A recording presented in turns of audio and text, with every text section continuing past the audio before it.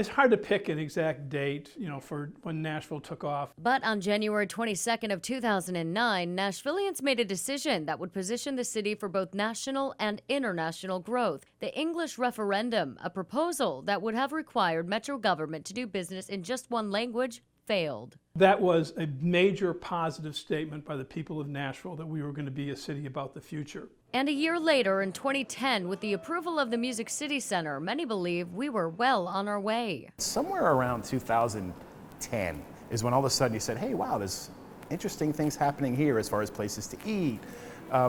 Just the arts really started to explode way outside country music, especially in like East Nashville. Prominent artists that are not country artists started coming here.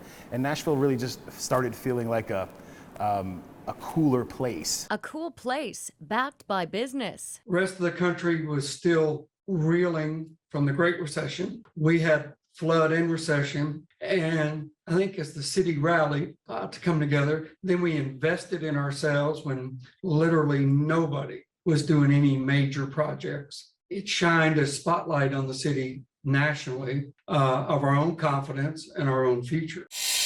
The investment we made in the convention center was really an affirmation of the belief that Nashville could be a much more successful city economically. It could attract a lot more business and a lot more visitors. And that we did. It really took a life of its own after that. According to the Nashville Area Economic Guide of 2010, it was around this time that 102 companies announced expansion or relocation plans, creating more than 7,000 new jobs and $1.96 billion in capital investment. I think in 2010, and in that time period, you saw a sort of intensified effort to attract business here. With booming businesses, an expanding workforce, and strong economy, Nissan, Bridgestone, HCA, and Dell, all outside influences impacting Nashville's growth. You can't discount what's happened in the last 10 years from international investment. Since the early 2000s, more than 340 internationally owned companies have relocated or expanded in Middle Tennessee, creating more than 57,000 new jobs. International companies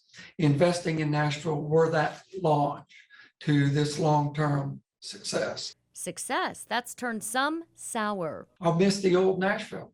Do you miss the strip clubs and the Greyhound station on 8th Avenue? Do you miss not having any, restaurants? As we remember our past, we must prepare for our future. Nashville's best days are still to come. With good decisions, growth, and balance, Nashville will continue taking off. Erica Francis, News 2.